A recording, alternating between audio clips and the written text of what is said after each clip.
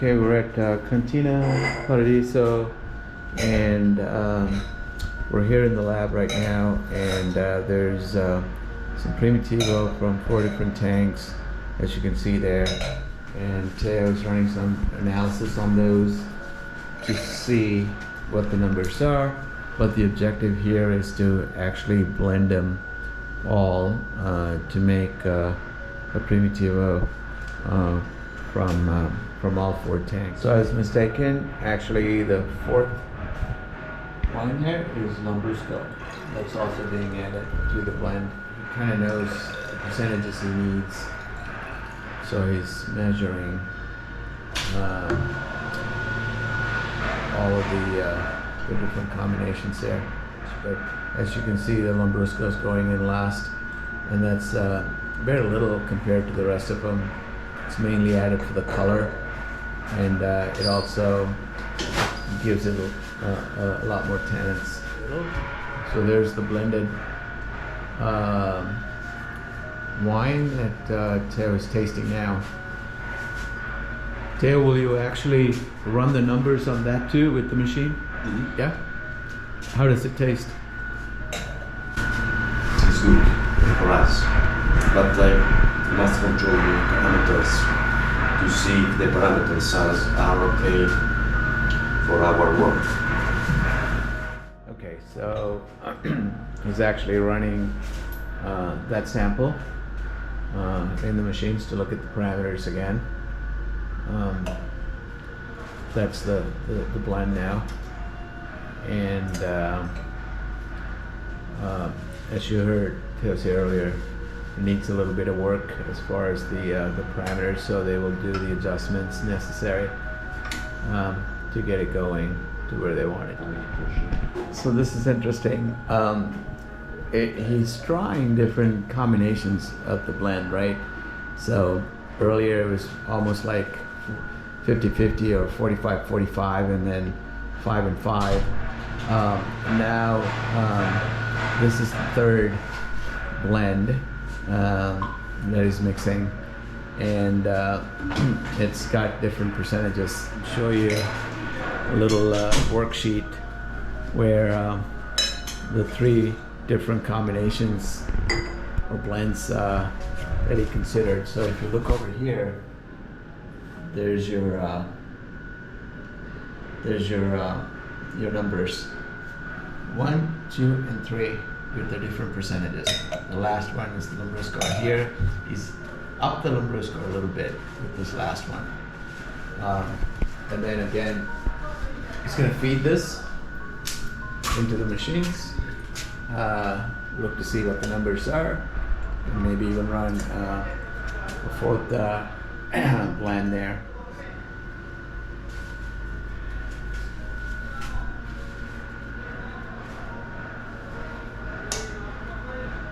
Because if I prefer one glass, one sample, in some cases not good because the chemical analysis is not enough for the wine that I make. So it's interesting. So it's a combination. The result, I mean, as you can see, I showed you the sheet. It's upside down here. It's got 4 different blends going. But the idea is to balance out the chemical analysis of all of the components with the actual tasting to see what kind of wine Teo wants to make. Right, it might be good to the nose and the palate at the moment, but if you look at the numbers, they're not all that great. So maybe as it evolves, it may not turn out to be all that great. So this is a balancing act between science or the actual numbers and what he tastes. Very interesting. This process is really fascinating to me. Okay, so the end result, as you can see right here, he picked the last one, and as you can see, it's 38% from the first tank Primitivo, 50%, and then 7% of the Lambrusco, and the actual quantities. The combination that was added, that's going to be filled into a plastic container like this, and then it's going to be sent to the customer that's going to buy the wine from this winery, that sample will be tasted by them along with other samples that come from other vineyards, and then they will pick the one that they like. The hope here is that they pick Teo's wine to buy. Literally in a matter of minutes. He's running the tests as well as the blends and tasting and coming up with a decision, pretty fast. It doesn't take, hours to do this. All right, so we're going through the process again with a new set of samples from different tanks. The first one was 14 degrees percent or 14% alcohol, and this one's 15%, and the residual sugar in the first one was I think 10%, and he said this one is 15%. So slightly different. Intense work for like, I don't know, in 30 minutes or something like that. I just found out that you can add concentrated sugar from other grapes in this area to these wines to essentially add the residual sugar in the end product. If you see in this beaker right here,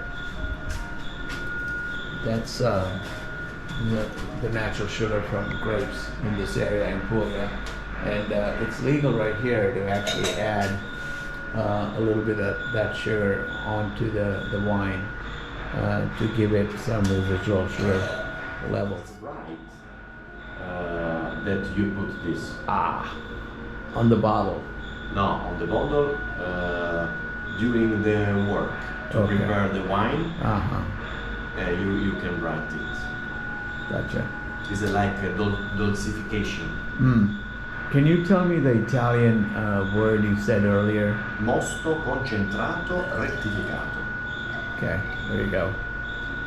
So they just need to document it. Because we have the government, we have some books where you write a lot, all information of the wine, and the government can see this book every time. Okay. And they control this book every time. And on this book, I write that I put on EGP or DOC this kind of product inside, and when I put something inside the wine, in a particular case like this, change the name of the wine.